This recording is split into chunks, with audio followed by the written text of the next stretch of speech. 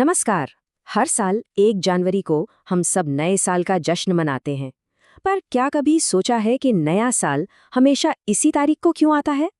देखिए, इसकी कहानी ना उतनी सीधी सादी है नहीं जितनी हमें लगती है, बल्कि काफी दिलचस्प है। पूरी दुनिया में अरबों लोगों के लिए 1 जनवरी का दिन एक नई शुरुआत का प्रतीक है। मतलब ये एक ऐसा दिन बन गया है जिसे पूरी दुनिया में नई उम्मीदों, नए रेजोल्यूशंस और जश्न के साथ मनाया जाता है। तो घूम फिरकर सवाल वहीं आ जाता है, आखिर यही दिन क्यों? जैसा कि हम देखेंगे, ये कोई इत्तेफाक नहीं है, बल्कि एक ऐसा चुनाव है जिसका इतिहास सदियों पुराना है। अच्छा, सबसे पहले तो एक बात समझनी होगी कि 1 जनवरी ही नया साल मनाने का अकेला दिन नहीं है। दुनिया भर में अलग अलग संस्कृतियां अपने कैलेंडर और अपनी परंपराओं के हिसाब से नए साल का स्वागत करती हैं। ये स्लाइड देखिए, कितनी बढ़िया तरीके से ये बताती है, जैसे कि चीनी नव वर्ष जो उनके लूनी सोलर कैलेंडर के हिसाब से होता है, या फिर ईरानी नौरोज जो मार्च इक्विनॉक्स पर मतलब वसंत की शुरुआत में मनाया जाता है। तो ये बस कुछ उदाहरण हैं कि कैसे अलग अलग संस्कृतियां नई शुरुआत का जश्न मनाती हैं। तो ठीक है, अब आते हैं मेन मुद्दे पर कि आखिर 1 जनवरी ही क्यों। और इसकी कहानी हमें ले जाती है सीधे प्राचीन रोम में। तो हुआ यूं कि ये सब शुरू हुआ एक बहुत ही प्रैक्टिकल पॉलिटिकल फैसले से। 153 ईसा पूर्व पे रोमन गणराज्य के जो सबसे बड़े अधिकारी थे, उन्होंने 1 जनवरी को अपना कार्यकाल शुरू किया। फिर 45 ईसा पूर्व में जूलियस सीजर ने अपने नए जूलियन कैलेंडर में इसे आधिकारिक तौर पर साल का पहला दिन बना दिया। और ये एक ऐसा फैसला था जो हजारों साल तक चलने वाला था।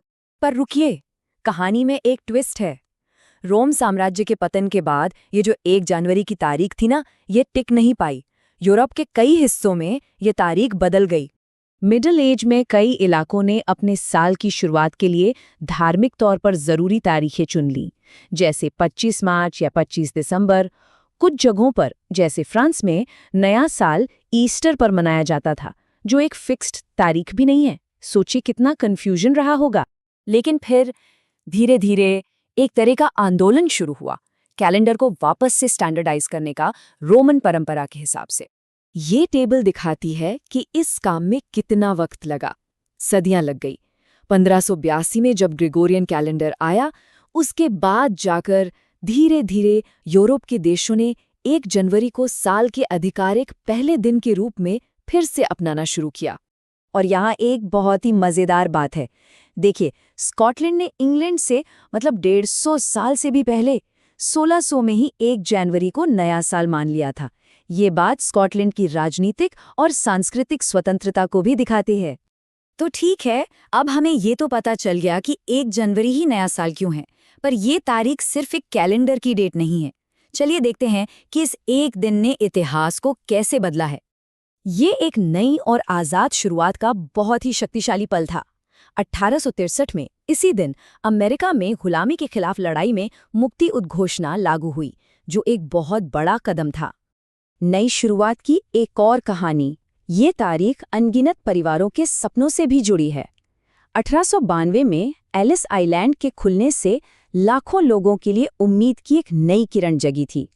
लेकिन हर शुरुआत अच्छी नहीं होती।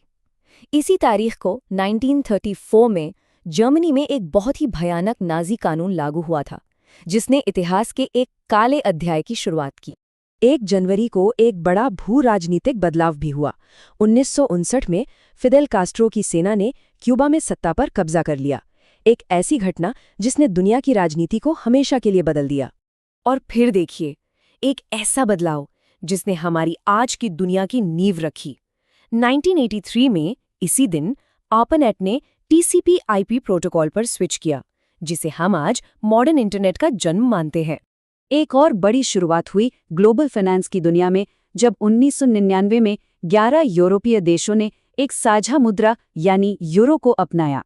तो कहने का मतलब ये है कि 1 जनवरी कोई आसमान से टपकी हुई तारीख नहीं है। ये एक ऐसा आइडिया है जिसे इतिहास ने गढ़ा है, जिसे काउंसिलों ने चुना, साम्राज्यों ने भुला दिया और फिर हमारी आज की दुनिया ने इसे दोबारा अपना लिया। तो 1 जनवरी सिर्फ जश्न मनाने का दिन नहीं है, ये इतिहास की एक खाली किताब का पहला पन्ना है, एक कहानी जो हम सब ने मिलकर लिखी है। तो अब सवाल ये उठता है कि हम इस पर अगली कौन सी कहानी लिखने का फैसला करेंगे।